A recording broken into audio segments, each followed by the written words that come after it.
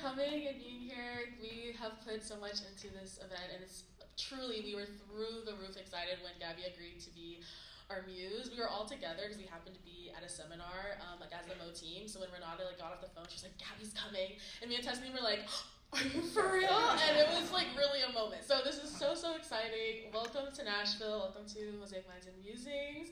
So I'm going to start off with kind of a little Mosaic tradition. We have our Mosaic introductions, which is like your name, where are you from, not only like where you live, but like where are your people from, and how does that represent who you are today. So Gaby, may you let us know where you're from? What's your vibe?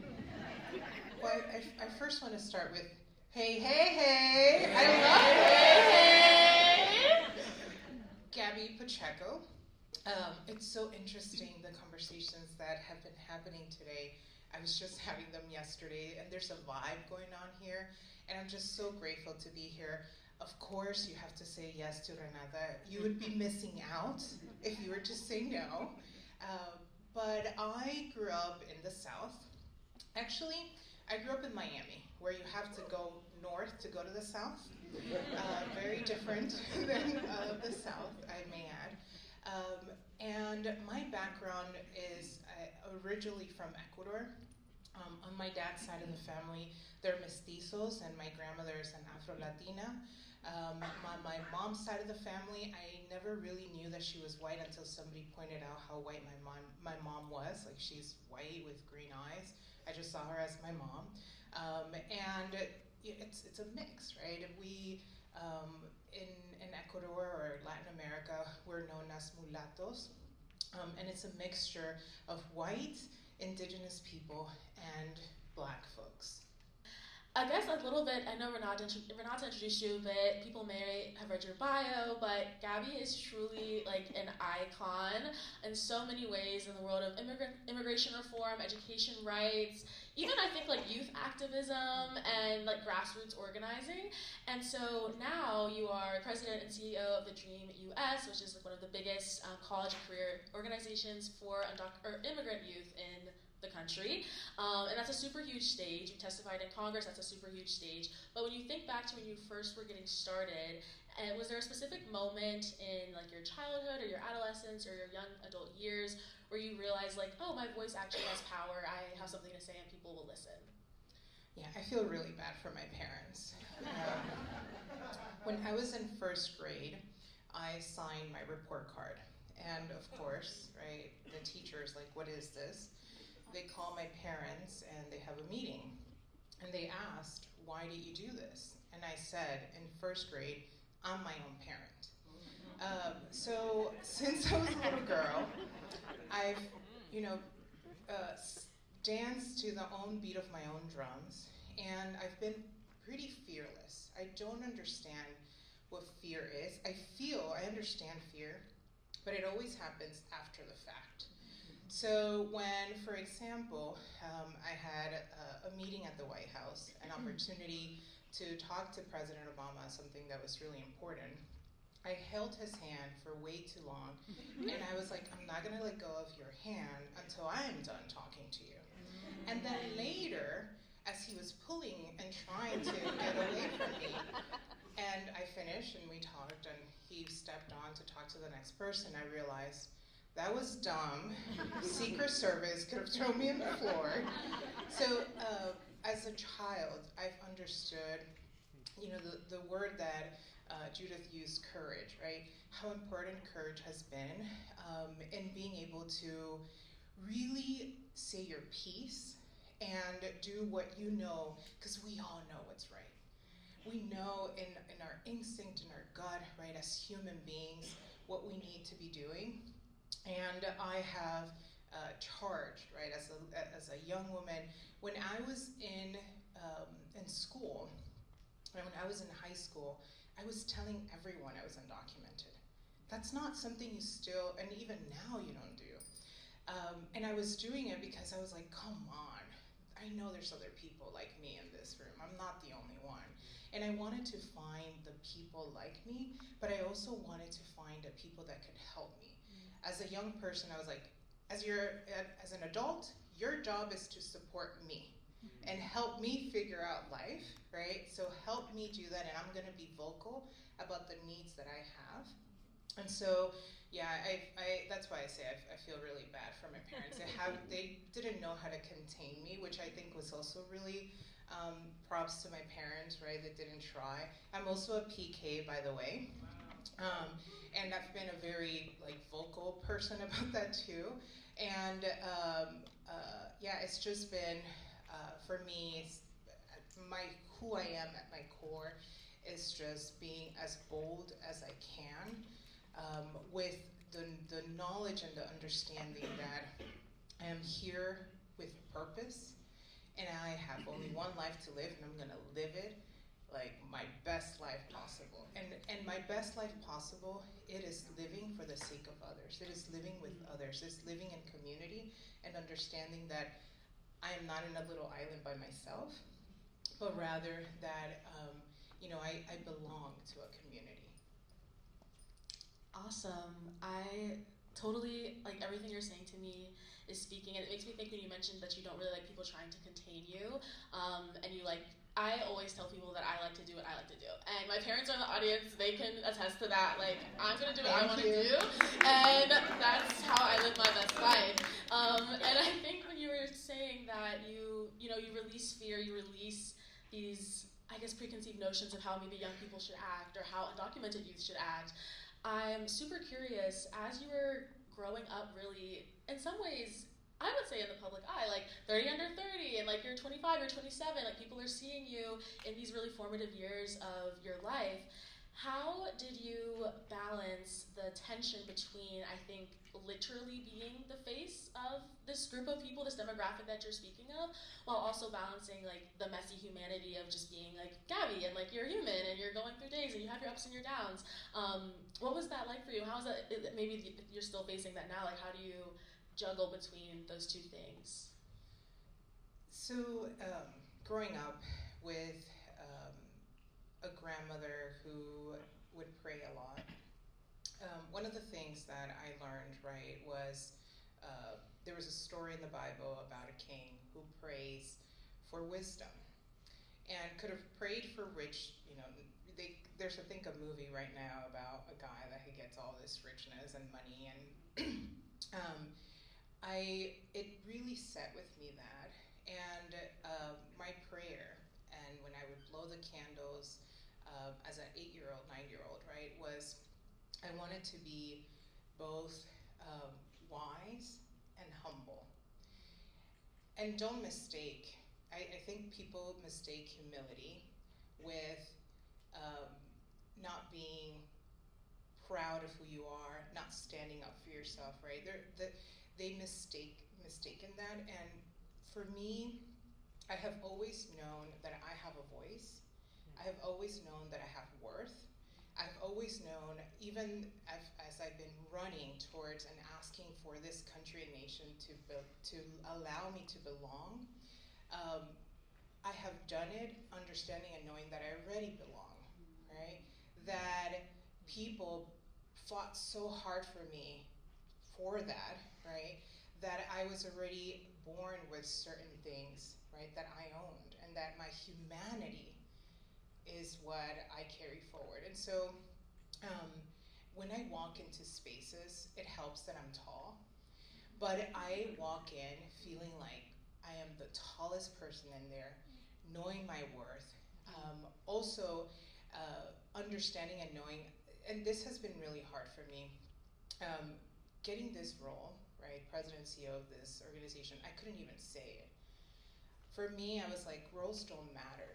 And society, people are like, no, it matters, and hierarchy, and you have to realize that it might not matter to you, but now you're the boss, so you have to be careful with how you carry yourself. And I was like, oh, okay. But I always see the world like this. All of us are equal. I don't see this, right, this hierarchy. So I've never felt people are above me or below me. I've always felt the sense of equity in all of us. And so when I've had opportunities and chances to have a microphone and share of myself, I do it with a lot of care and respect for myself, but a lot of care and respect for others who who are here, right? And I ensure that as I am in a space and I'm aware, right? That's one of the things that I really dislike about travel.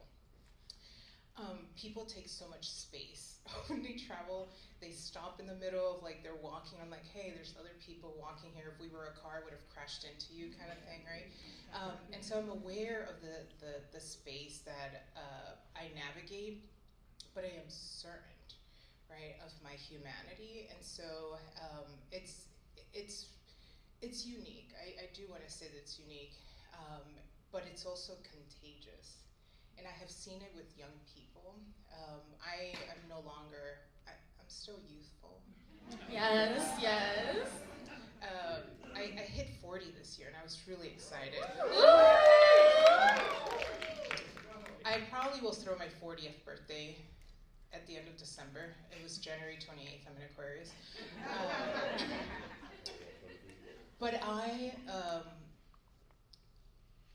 feel that as a young person, when I would be loud and bold, it would kind of open a door, right, and allow for a passage for others to also do that. And so, and the other thing too that, you know, when we talk about representation matters, it really matters. And if you can't see it, you can't be it. And so sometimes it does take being like that first one, but understanding that your role is not to be the first one, but to be the then third, fourth, fifth, right? And opening the doors so that you're not the last one. That everything you're saying, you like answered all my follow-up questions. I was gonna be like, oh, like, what do you think about being the first? And like, what would you say to the youth? I could just cite readings right after this too, by the way. Yes, like you're answering all my follow-up questions. And I think for me, hopefully people my age as well, like, I always feel like I do not want to be the first. Like, it's 2025. Like, I want to be the first all the time. Really? Oh yeah. I want to be the 50th. I'm like gonna break everything out there. You know, one thing, and I'm sorry to cut you off. Oh, please go. There's something really important. When I talk to young people, I tell them that, and back to the humility. I was having a conversation with a group of young people, and I was saying, I am on my way to build generational wealth. And the response was like, oh, you want to be like Jeff Bezos? And I laughed. I was like, I'm not ever going to like be Jeff Bezos, right? Generational wealth is not about money. It is not about that paper, right? It really is about what you are able to build for yourself, for your family, for your community. And I've had the ability, right, in this role and the work that I do, to meet with all these billionaires, to meet with all these folks and be in the spaces. How they are able to build that is through community. They give each other the contracts. I've been in spaces where they're like, hey, can you give $1 million to my organization? They're like, sure, here, give $1 million to mine. And they swap their power, right? And so I am in my work and my life building that, and you cannot build generational wealth on your own. You build it with community.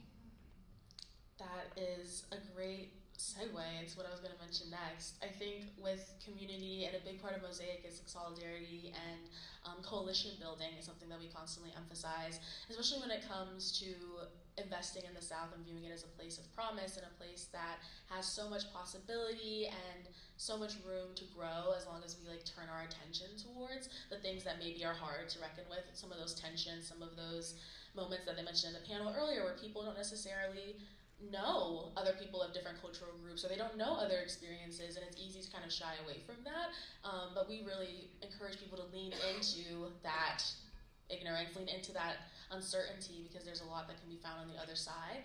So when you think of moments in your career, really at any level, that you may have faced intercultural solidarity where it like thrived and it was working well, and you can say, okay, this are really like making progress here, or maybe a moment where that was an attempt, an effort was made, but it didn't quite manifest in the way that you all had hoped.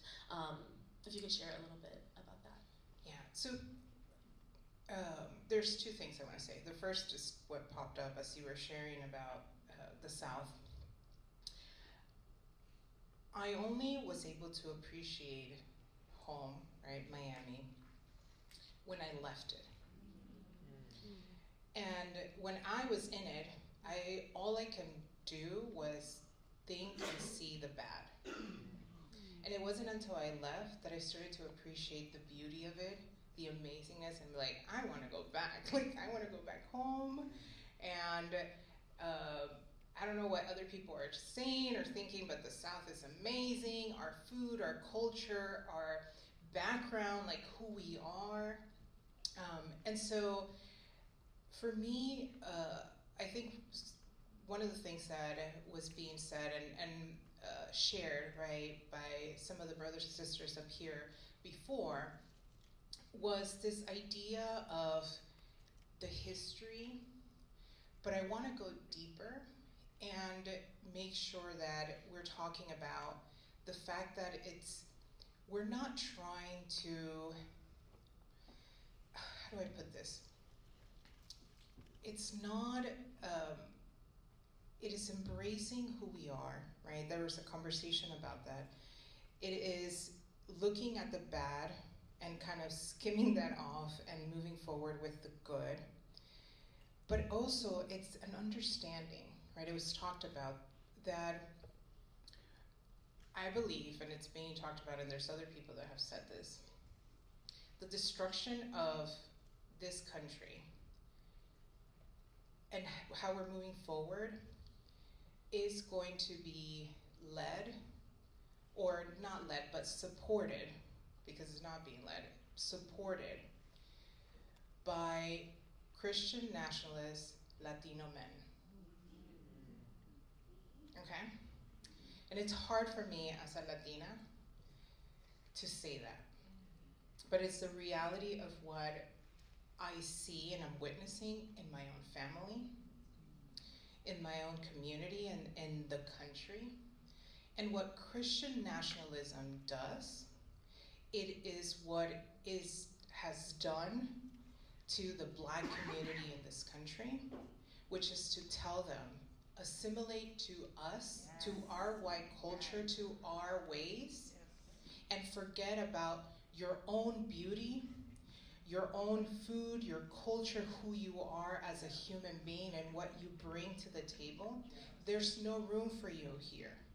And I constantly see the whitewashing and the desire for people to belong in a country and a nation that tells them the only way you can do that is if you conform yourself and you forget about who you are, forget your culture, your language, forget your color of your skin, forget your hair and who you are, the beauty that we are as human beings. And so I want to be part of not just the resistance of it, but the resiliency of what we have already seen historically in our country and in the South happening time and time and again. Yes.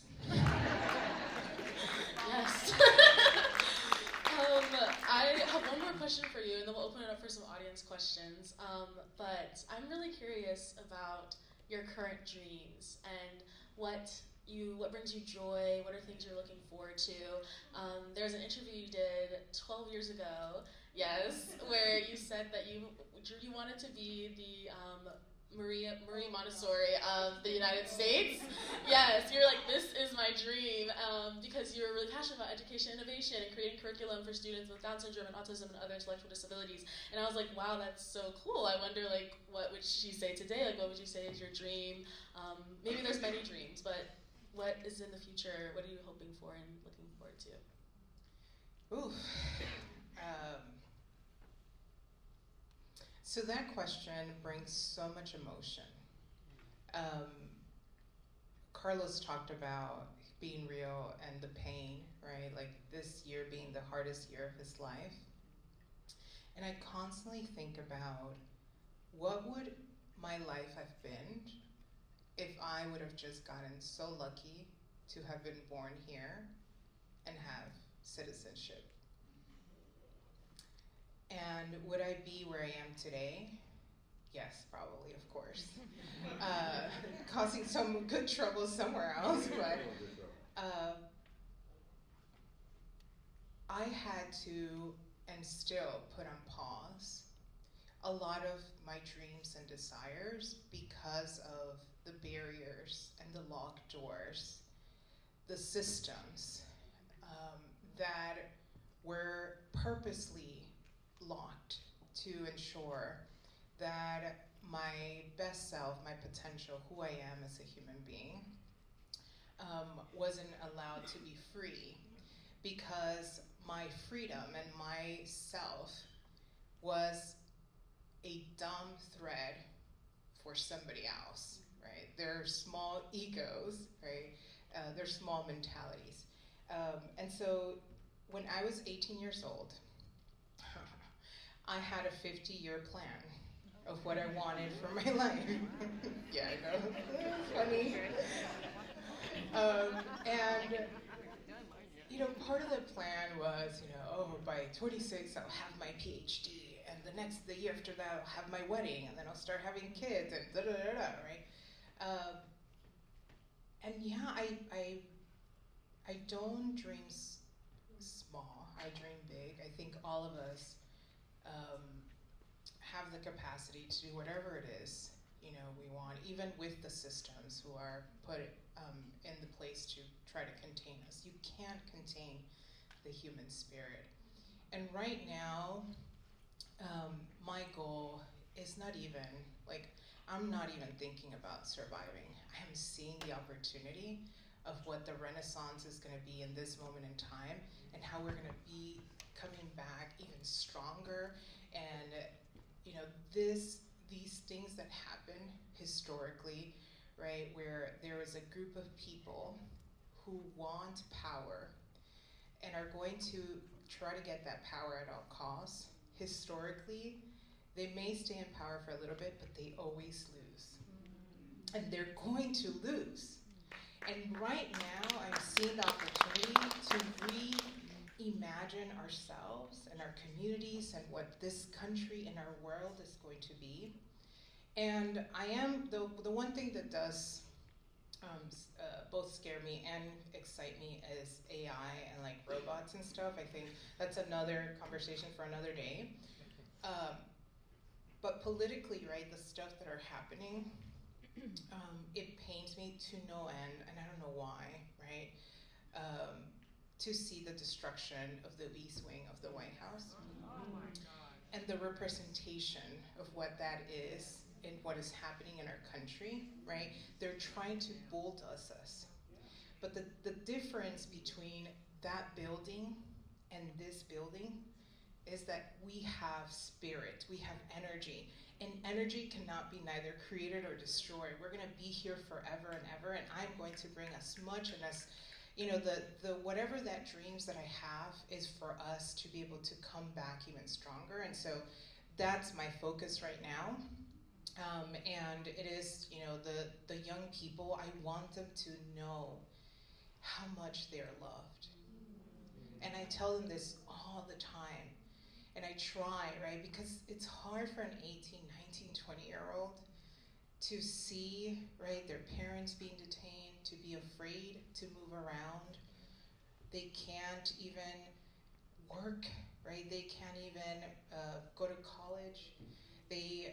I was just in Memphis. We have a little over 70 students, total like over 100 dreamers at a specific college in Memphis.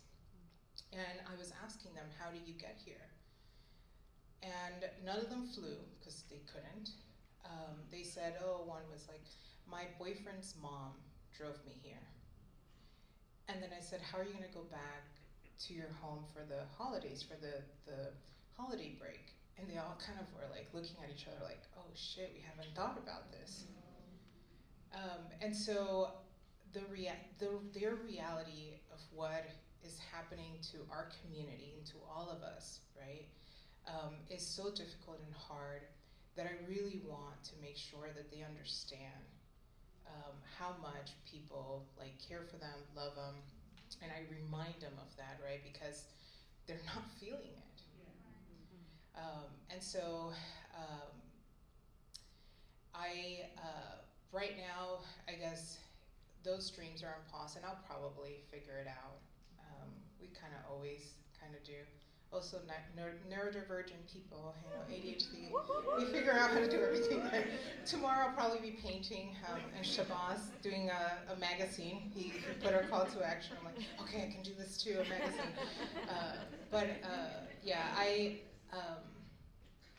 I cannot tell you specifically, what that dream is, but I am excited,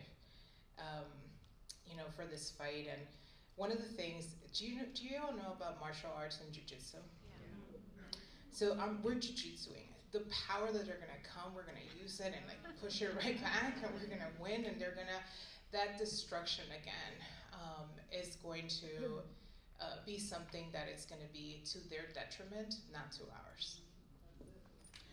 That's so beautiful. I think, yes, the importance of letting people know that they're loved and letting people know that they're seen, I think cannot be overstated enough. I think something, especially in this era that we're living in, this climate, it is so easy to feel as though nobody hears you, nobody's listening to you, you're invisible. The struggles or challenges that you're facing or your community is facing, it can seem as though it's happening in like this little bubble over here, and everyone else is like just living their lives and like having a great time, everything's fun. And I think especially being in community with other people, like I'm so glad that you're able to go speak to students. I'm so glad we have spaces like Mosaic and all of us coming here together, because even just being in this room is so powerful, because we know, okay, you're literally not alone. We're all in here together, and everyone's sharing these same like stresses and hopes and all the things, and I think that is really crucial to survival, and I'm just really happy that we're all sharing this moment together. So I'm gonna get a mic into the audience for some audience Q&A. Thank you. So wonderful to be in community with everybody here. I have a question about hope. We were just having a conversation about the importance of courage. What is giving you hope in this moment? I know you have a boundless amount of energy and a belief in what is possible. But as a community organizer who will be in Memphis later this weekend and who's been hearing stories about what's been happening, I was in Chicago, I was in Oakland, DC. A lot of what I've been responding to is the emergence of like pushback and the stresses associated with the occupations that are happening in our cities. And so I'm in search of a little bit of hope this morning. What's giving you hope? And your top. Oh yeah, I'm Timothy. I was in Mode 22, so Mode 22. And so I'm just grateful again for you to be here and for you to share your hope with us this morning. So many things I want to say. First is, without being able to see you, you have such a beautiful voice. So, one. Two, that is the number one question I get. And when I first started getting that question earlier this year, like February, March, it was really hard to answer it. And it was hard to answer it because myself, as a person, I go through my ups and downs too. And a lot of people get to see my ups, they never get to see my downs. And one of my biggest downs actually happened during the pandemic. I was so depressed. I can show you pictures. I weighed 150 pounds. I couldn't get out of bed. It was so hard to figure out what my purpose was. And today, as I have specifically young people asking me, how do I keep myself hopeful? All I can think about is a couple of mantras that I used when I was in college. One of them is, when there's nobody to believe in, I believe in myself. And that really is what has been a driver for me personally, especially as a very driven young person being told you cannot go to college.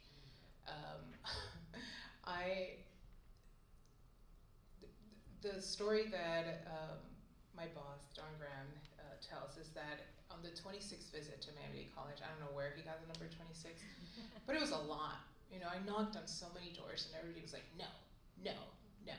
And for every no I would hear 1,000 yeses, because I was vetting and counting on myself. And so my hope really comes from the love that I have for myself, the love that I have for my community, that I believe in us, and that in our hardest moments, when I think about my mom,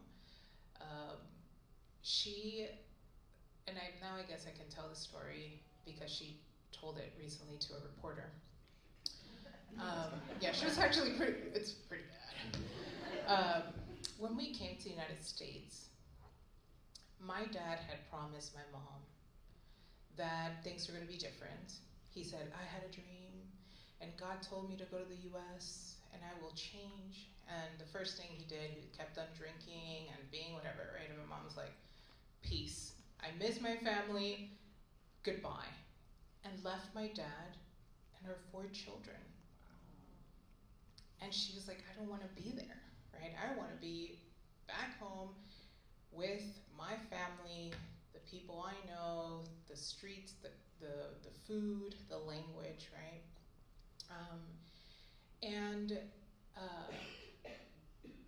She had to come back. I won't tell you why, because it's a long story, but it had to do with me. She came back and then worked so hard every single day for her children and her family, even though she didn't want to be here. And so I look at that, right, and I look at the resilience of who we are as people. Like, we're here for a reason. There's a purpose for that.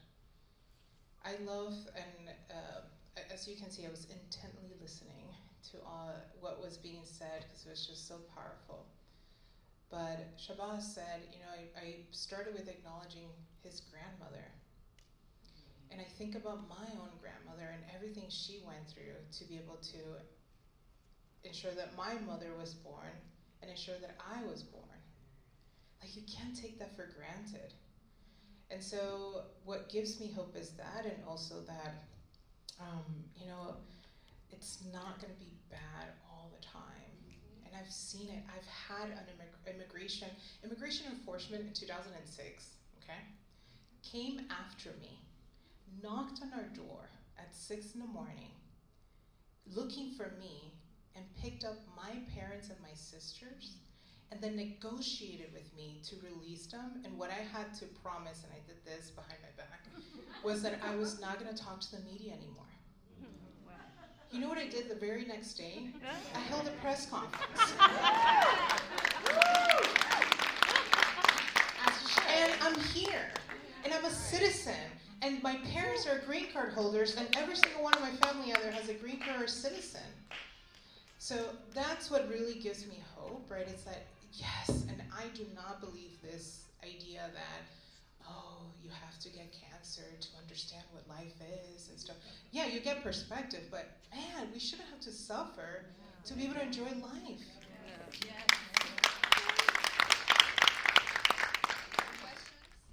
Hi, Gaby. My name's Najali Prater, and I'm a guest here with 2 Mosaic Fellows 2024, Doris and Jennifer, somewhere out here. I live in a very rural community, and I work in a very conservative setting, and I feel like I have shrunk myself in those communities. I'm here, I feel able to speak, I feel safe, I feel like I could share my poetry, but in those places I can't, and I'm wondering, how can I be more of myself in those spaces without being so angry? Because that's what I feel in those spaces. If you have any advice for that. So I need to ensure that I acknowledge 2 things. One is the risk. The fear is real. I probably wouldn't be able to. I say yes, like I would, because I'm kind of like a very rebellious person, but the consequences of the actions of what I did before 10, 20, 5 years ago would probably be a lot worse right now. And I do have to be very careful sometimes of the things that I say. So I want to acknowledge that, like, you censoring yourself, you holding back, it's both survival in this moment, you know, something that you're doing to preserve and survive and protect yourself, and there's nothing wrong with that. So please don't, like, hurt yourself by doing that. The second thing is that I am fucking angry too. This is not normal. And we shouldn't have to be okay with it. So anger, right, is a really important emotion that we have to allow ourselves to feel. But I want to challenge you to find ways to channel that anger in your community, in the spaces that you're in, and to do find the ways to talk, share your poetry, because man, those people need it. Because it's not us versus them. You know, my favorite thing to do, or used to be, when I, for example, lived in DC, is I would go to these rallies. I have confronted KKK members, and I have put myself in the middle of these places and has started talking to people. Because I refuse to do what they do to us. I am not going to reduce them as not human beings. They're also human beings. And I'm gonna try as hard as I can to talk to the goodness that's in there. There's goodness in there, right? They're misguided people. But I'm not going to try to dismiss them. So there will be some of us. Maybe this is not your role, right? We all have to do something. Not doing something, that's unacceptable. But we can all do something and figure out what that something is for us, what makes sense for us. And there will be some of us. And if I have an opportunity today to go to the White House and meet with that man, I will. And I will talk to him. And I've actually done it. I did it in 2013. But I do think we have to have conversations, talk to folks. Again, they're human beings too. And so at the end of the day, I agree with what was said up here. We have to find our people.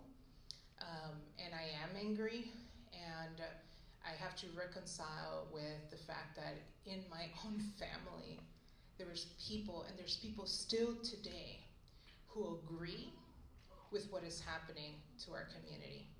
Even though they were once undocumented, even though they have family members who are still undocumented today. Thank you for such like rich, full, candid responses. So much goodness and so many gifts were given in this moment. And speaking of gifts, Renata, do you have? I don't think I have it. Oh, okay.